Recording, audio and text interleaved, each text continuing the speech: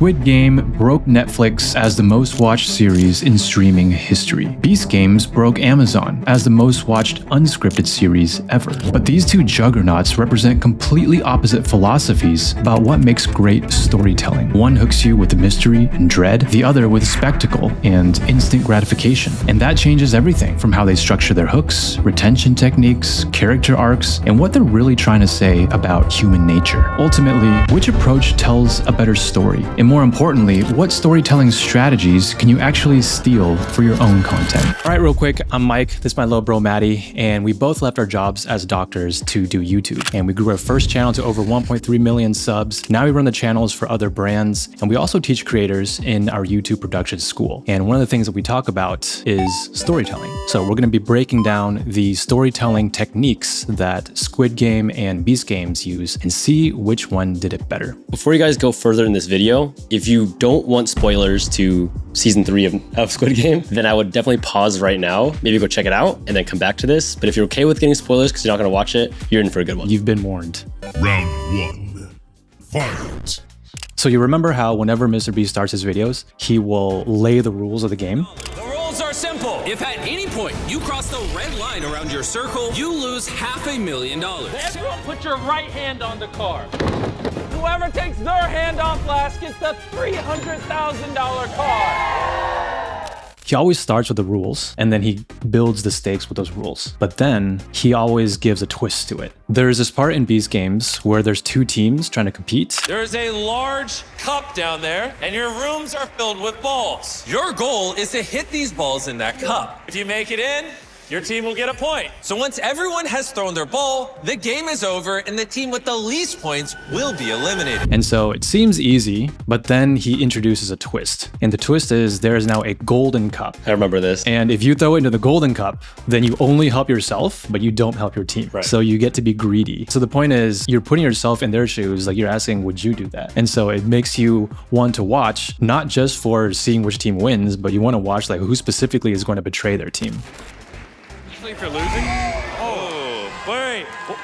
Were you going for the gold cup? No, just the red. Oh, but it was closer to the gold cup than the red. I do not believe that at all. So there's two ongoing storylines at the same time. There's a challenge within the challenge. That's probably one of the smartest retention tricks that I think Beast and Squid Games do in the way they tell their stories, is they keep opening new loops to get you re-engaged into the video. Because obviously, like, once you start watching a game show, you're like, I kind of know the flow of the game, right? You have to keep adding new challenges and new stakes to keep it more interesting. Obviously, the biggest one was later, biggest reveal right here, when it was like, you can flip this coin and you can double the prize money. Remember that part near the end? That was basically the adding that in, right? It's like, who is going to go for this deal right now? Because you could lose everything, or you could double the whole prize pool for everybody else. There's a scene in season 2 where they're on a merry-go-round. I'll explain the rules of the game. All players will step onto the platform in the center of the arena. Once the game begins, the platform will spin. Shortly after, a number will be called out.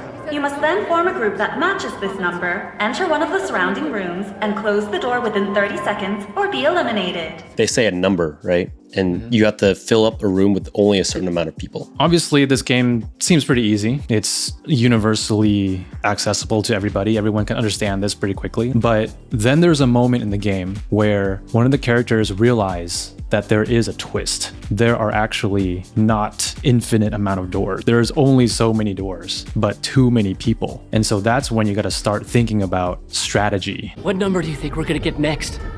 2. Wait, why? We're at 126 people, and there are 50 rooms. Even if there's 2 in every room, then there's still only enough for 100 of us. If you don't find one fast, you're done for. And that's when people start plotting behind each other's backs. That's when they start betraying each other. And that is the moment where you really get sucked in. Because now you're thinking, what other rules are there that we haven't even figured out yet? That's when it gets really good. My favorite example of that happening is the hide and seek episodes of season 3. I thought it's probably, I think, my favorite episode of the whole season, because obviously the whole Squid Game is about life or death, but actually having the knife in your hands and being the one to have to kill the person is like already a huge mental battle that happens. The game you'll be playing today is hide and seek. Players on the blue team must either find the exit and escape within 30 minutes, or stay hidden to avoid being caught by members of the red team before the game ends. Players on the red team must find the members of the blue team and kill them within 30 minutes. Simple rules, but the first twist is they give them tools. So this team gets a knife or a sword. and then this team gets a key. They do reveal more twists though as they go throughout the game, which is why I think what Squid Game does really well is that they keep layering on new rules, new unlocks, and new moments that the characters themselves discover as they keep playing the game. So there's two characters at the very end, like right before they start to begin the game. It's Myung-gi and Nam-gyu. They team up because this guy has an objective that he wants to protect like his woman, Junie, right? Because she's like pregnant. And the other guy just wants to win, obviously. But they team up and start playing. And their impression of the game is that they just have to kill one person and then they're clear. That's all that was said in the game rules. We've got to kill every blue vest we see. Think about it. The only rule was we have to kill one person to pass, but they never said we couldn't kill more than one. Think about it, bruh. There won't be enough of them left for all of the red ones to murder. So for every blue vest we kill, we're eliminating a red one too. The prize money goes up by 2 for every one we kill. When they figured out that hack, that just blew my mind. But that's the twist. Like there's no MrBeast with a mic explaining the rules. The characters just figure it out and then you get to feel the epiphany with them. It happens in like a series. There's a progression. Because if that didn't happen, then obviously like you'd get bored watching it because like obviously, oh, they're gonna hide and they're gonna get found. But then now it's like, okay, there's this whole new element to this game. There's multiple challenges that they're all facing. And then the third challenge that they actually introduced in this one was the fact that you need 3 different kinds of keys to actually get out. It was actually to their benefit to travel in groups if they wanted to succeed. I think the group that Junie's part of realized that later on because they traveled in a group of 3 and they had all 3 keys. But other people who were hiding by themselves, they had to come to that realization on their own when they got to the final finish point. It's like, oh crap, I can't even leave until I have more people with me. I thought it was just such a brilliant idea because obviously if you travel in a bigger group, it's easier to be found, but you need to travel in a group to get out. There's such conflict that happens in that episode, and that's why I thought it was so good. You want to think about engagement, like someone's investment into your video, like a roller coaster. When you're building up the stakes and tension's building, it's going up, but eventually they're gonna get bored. And the viewer, as they get bored, you'll even see in your YouTube analytics that retention is gonna drop. So if you're not adding in something new to make that tension rise up again, it's just gonna keep going down. So really what you're doing is this. You wanna keep adding in like these interjections of retention boosters, whether that's like a new challenge, new stakes, new ideas, new revelation that keeps them going. The art of retention is not always being hyper. It's the relative change in excitement because that's the change is what keeps people hooked. It's not the excitement itself, it's the change. So like if you think about your favorite artist or music producer, DJ, like any set, it will start with some exciting opener, but then there'll be slow parts to let you kind of like calm down a bit. And then there'll be a build up and then a drop. That's how it's in music, it's in entertainment, it's in movies. It should be in your YouTube videos. That's how you should think about it. Every episode always ends right at the top of the roller coaster because that leads you and it forces you to watch the next episode. So you have to know what happens. And MrBeast did this in Beast Games every single time. It's like right before he's about to reveal who gets kicked off or eliminated, the episode ends. Your fate is in their hands, but if they press the button, they are not eliminated, just you guys. They stay in the game and they get the money. No way. Oh my gosh. Oh my gosh. Surely somebody has to take it. It's almost $1 million. Don't do it. Oh my god. Is he taking it? Is he taking it? Oh my god. Oh my gosh! I thought it was actually really annoying the way he did it, but I can't lie that it made me want to watch the next episode. And Squid Game did that exact same thing all of season 3. For example, the episode with the jump rope, not the swing, the jump rope episode. So obviously Gi-hoon gets across first. And then he's like, I'm gonna come back, get the baby, you know? But after he does the first get across the bridge, I was like, man, it's too easy. Obviously everyone's gonna get across then. And at the very end of the episode, when I thought it was gonna be too easy, the guy who comes after him turns around and does the twist. Like, I'm not gonna let anyone else pass here. Hurry! One more jump! That's it! Come on! What are you doing? What do you think? I'm playing. They dropped this huge twist right at the end of the episode. So you have to watch the next one to know what happens. They end it at the perfect time when your dopamine is high, because this is what you want to do for YouTube videos too. You want at the very end of the video, people to feel such strong emotion, either inspired, motivated, curious, laughing or something, so that they watch another video. Because YouTube wants people to stay on the platform longer. And if you can keep them on the platform longer by hooking them into the next video, you're doing a good job for them too. And so often creators, what they do at the end of their videos instead is make it feel like it's coming down, where they should be doing the exact opposite. They should make it feel like it's coming up. And this is what they call a cliffhanger. Another way that you can apply this to your videos is not by putting it at the end, but by putting it at the beginning. Obviously, you're looking through MrBeast's video library. Every single title and thumbnail is a hook. Last one to leave the circle wins. If you can lose 100 pounds, you win $1 million. If you can beat Ronaldo, you win $1 million.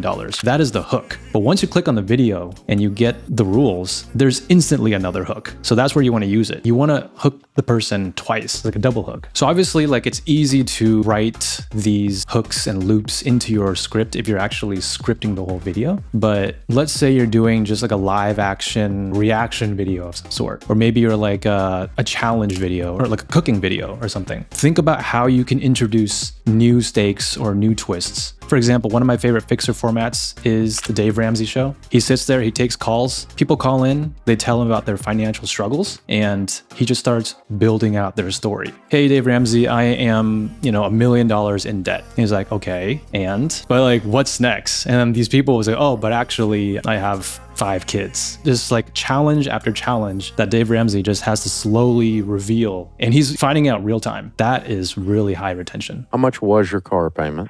$1,100 a month. Oh! What kind of car was this? Kind of reminds me of our time as doctors. There would be some guy or some person comes to the ED and like, oh, I have this weird problem. And then I'm like, okay, let's ask some questions to find out what's going on. You always, the more questions you ask, like, obviously if they don't want to share it, like, you have to keep prying. It's a game to pull it out of them. So in the spirit of this, why don't we play a little game? We should rank what each of us think which one did better, Beast Games or Squid Game. And we can keep a little running tally somewhere in the corner here. All right, so first point goes to who? Who do you think did the retention better? I am going to pick, maybe hot take, but I'm going to tip Beast Games. I think Beast Games did retention better. Okay. Yep. I was going to say Squid Game. Well, I think MrBeast did it better just because, personally, in my opinion, I thought that Squid Games was a little slow. I think they take a long time in the buildup of things. That's why it's so good, though. I think oftentimes when I've watched like Korean movies or Korean dramas or like Japanese movies, animes especially, they take a little bit too long to make characters do simple actions. We know like the character, for example, like Ki-hoon's gonna open a door, but it's like 5 seconds of him looking at his hand, then the door, and then slowly putting his hand on the door. And then so I'm like, dude, just open the door. Like, if something's about to happen, like, just let me go. To me, I got frustrated as opposed to more curious. Yeah, I mean, those 5 seconds, you're supposed to flash in your head like all the things that it means. Like, I know. I would say that Squid Game it doesn't have the advantage of a narrating host telling you what to think all the time. Like on Beast Games, they're telling you what to think. So I think that kind of spoils the fun for me. At least I'm the kind of person who likes to think and I like to figure out and learn things. So that's why I gave it a Squid Game. All right, quick pause. So this month we've teamed up with MrBeast and Mark Rober and a bunch of other creators to support something that we all care about, and that is clean water. Imagine not having clean water. You can't brush your teeth, can't take a shower, you can't just fill a glass and drink whenever you want to. And right now, 1 out of every 10 people on Earth still don't have access to safe, clean water. But if we work together, we can change that. Our goal is to raise $40 million to bring clean water to 2 million people all around the world. I'm talking about Team Water. This is the biggest creator collaboration ever. The way it works is that every $1 that you donate will give one person clean water for an entire year. So if you've ever gotten value from this channel, please go to teamwater.org and support the cause. All right, back to the video. Round 2. Fight. People think about stakes. What's at stake? What are the consequences if I don't achieve the goal? But the way that we think about it, there's actually 2 kinds of stakes. So let's do an example to talk about stakes. I think examples are great. And let's do it for the main character. So of the 2 kinds of stakes, let's start with the obvious ones. And it's actually what the entire show was predicated on, is you got a bunch of people who are in debt. They are so desperate, their lives are falling apart. So the first stakes is obviously money. Second stakes, which everyone is watching for, obviously, is the blood, the gore, the death, the violence. If you fail, you literally die. So this was Squid Game. Let's take also Beast Game, right? So Jeff Allen, number 831 from Beast Game. Obviously, in Beast Game, you can't kill people on live television, but the money was still stakes. We'll get back to this in a second. But the stakes that MrBeast is playing around with is more of reputation. It's a social stakes. Your reputation can die or explode positively overnight if you win. Like all the players who went to Beast Games, a lot of them started growing their reputation, their social medias around the fact that they were in Beast Game. So you had so much reputation to gain, but you also had reputation to lose. In a way, that's social death. I would say like in Squid Game, everybody is in debt. But in Beast Game, not everyone is in debt. I think it's really interesting the way that they played the money stakes. This one is like they have nothing to lose, so they're just gonna go all in. In this one, they have everything to gain. So it's like kind of the flip side of it. So they also go all in. So these are the universal stakes. And do you see the common factor between all these? Is that it's actually a pyramid. And this pyramid we know from medical school is the Maslow's hierarchy of needs. So the very first layer of the pyramid is physiological, right? Is what do you need to survive? It is literally life or death. Do you have enough food to eat? Do you have enough water to drink? Can you survive? The next level up from that is safety. Do you have a roof over your head? Do you have financial security, right? Can you actually provide for yourself? And then above that would be belonging. Do you have a good social network? Do you have a support system? Do you have family, friends, that kind of stuff? So it's these things that give stakes to the content, and it makes us want to watch because we all can relate to this. And so my point to anyone making YouTube videos or content is that if your primary value proposition to your target audience does not hit on one of these Maslow's hierarchy of needs stakes, then you got to rethink it. It's not going to hit with your audience as well. So some examples for reputation in Beast Games, it demonstrates it so well, is near the end, they have $1 million and there's 10 players. And each player can go and anonymously take however much money they want from the pile. A reasonable way to split it up is just everyone take $100,000, your fair share, and be done with it. But what actually happens is the third player to do this actually goes and takes like over 600,000, takes like pretty much the entire thing. After everyone found out that it was him, he felt social death, right? His reputation, not just to like the immediate players, but everyone around the world watching Beast Games just started hating him. That's basically reputation on the line. Yeah, I mean, he still won big though. I mean, he got to walk away with $600,000. So an argument could be made that he still kind of won, even if people hated him. I think a bigger reputation death was the Habibi brothers from Beast Games, because they walked away with no money and they just ended up becoming hated online. So there is consequences for being a shitty person. It goes both ways. Like a lot of people after Beast Games blew up on social media in a positive way because they were portrayed with good reputation on Beast Games. I think an important point you're saying, which I totally agree with, is the fact that these are universal. Like everybody, every single contestant in Squid Game, every single contestant in Beast Games, they had these same stakes on the line. That's what makes these game shows able to be appreciated and enjoyed by everybody in the world. So for the external stakes, who do you think did it better, Beast Games or Squid Game? For the external stakes, I mean, I gotta give the crown to Squid Game. This is just the biggest one here, and you really can't argue against it. Like, that is the real stake there. Damn, I actually gonna give it to Beast Game. What? Because you cannot kill people on live TV. So that is a very confining rule that they somehow managed to get over that, and they played so well into this reputation. That is thinking outside the box to me, because these stakes are actually character dependent, whereas these stakes are not. Final round. Fight. Let's talk about Gi-hun, for example. The very first episode of Squid Game ever, we see him obviously having a gambling problem, but the reason that he is trying to make money is because he wants to support his daughter. So from the very first episode already, we get to know what his real stakes are.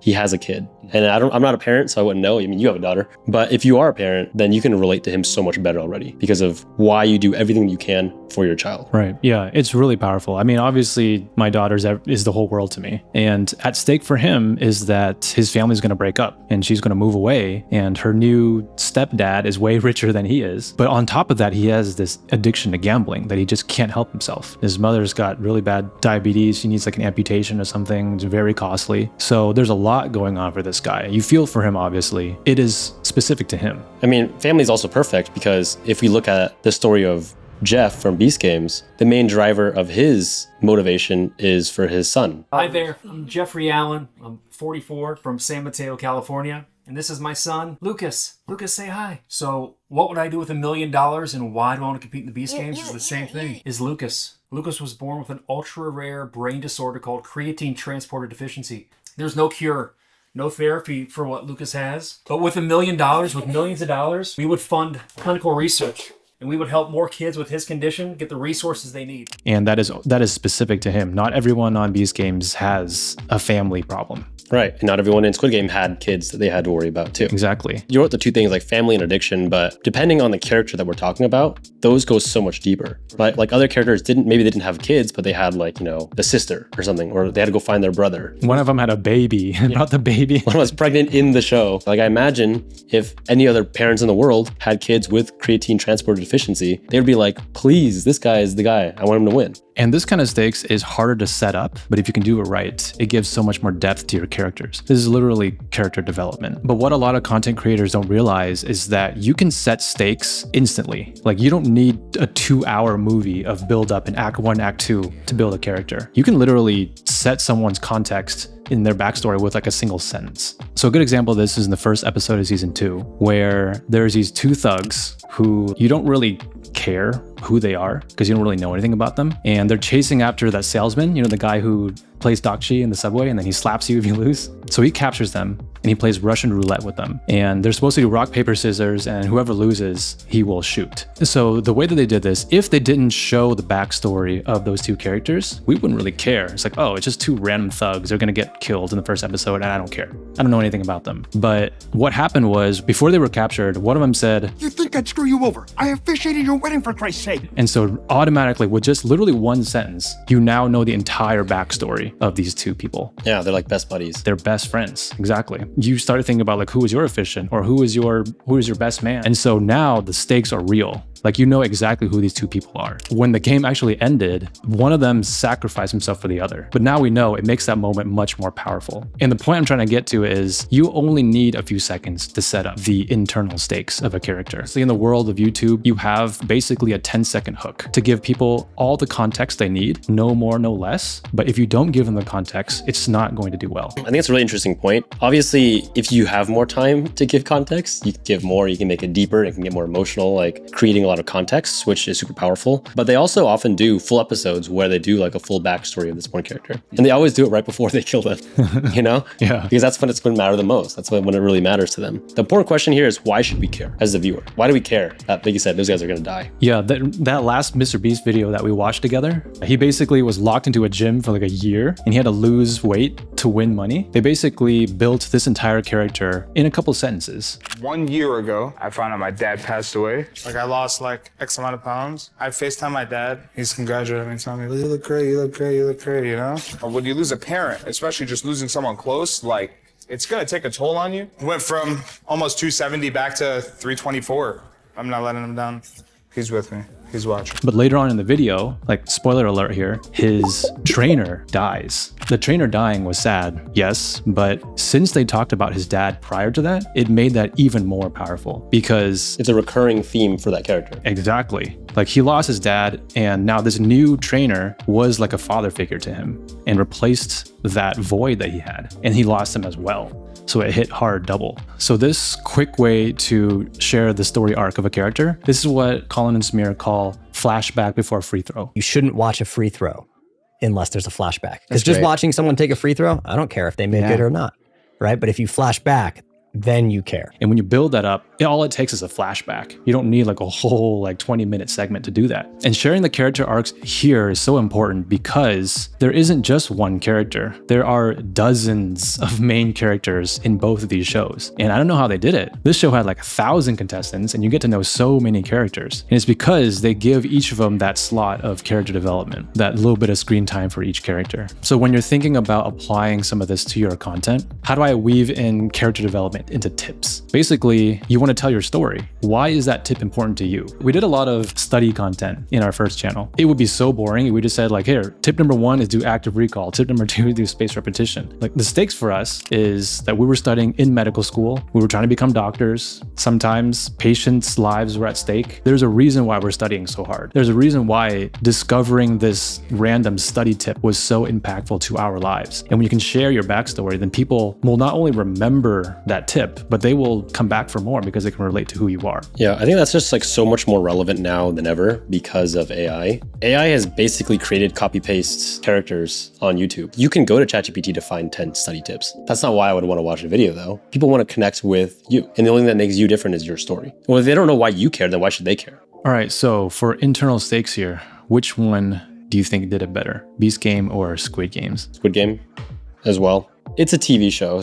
It's a fictional TV show. So they had a little bit of an edge there where they could really create like the most bottom of the bottom type of characters. And this internal stakes that they have just so much greater than the ones that are more relatable. But it's a drama. I know. At the same time, like if you wanted like a relatable character, I don't think any of the characters in Squid Game are that relatable. Mm-hmm. All right.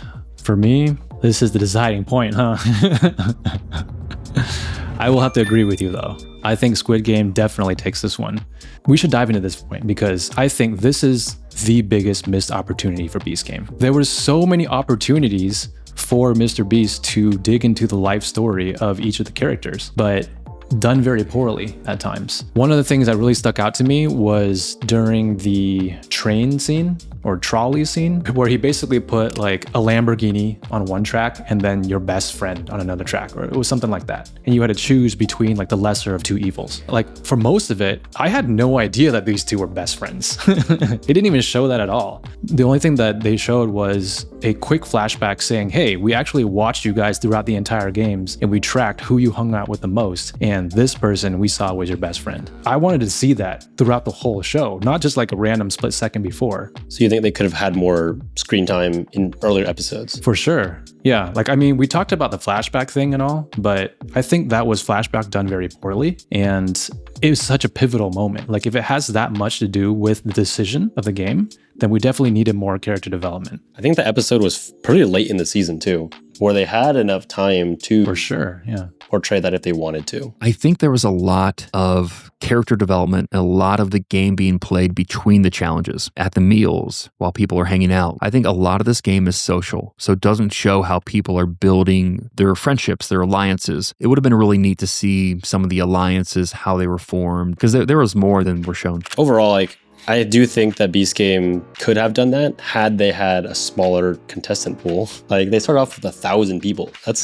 There's no way you're gonna tell that many stories. I mean, they eliminated like hundreds of people in the very first game though. For sure, but still, like even that, like tracking hundreds of people, I mean, hats off to them. Like, that's still a big feat to do. Like for Squid Game, obviously, like they had this written out beforehand, who they're gonna follow and what stories they're gonna tell. But these ones are different, and obviously, like I'm sure the writers had to figure out, what if there weren't any friends? Like, you can't really predict that, right?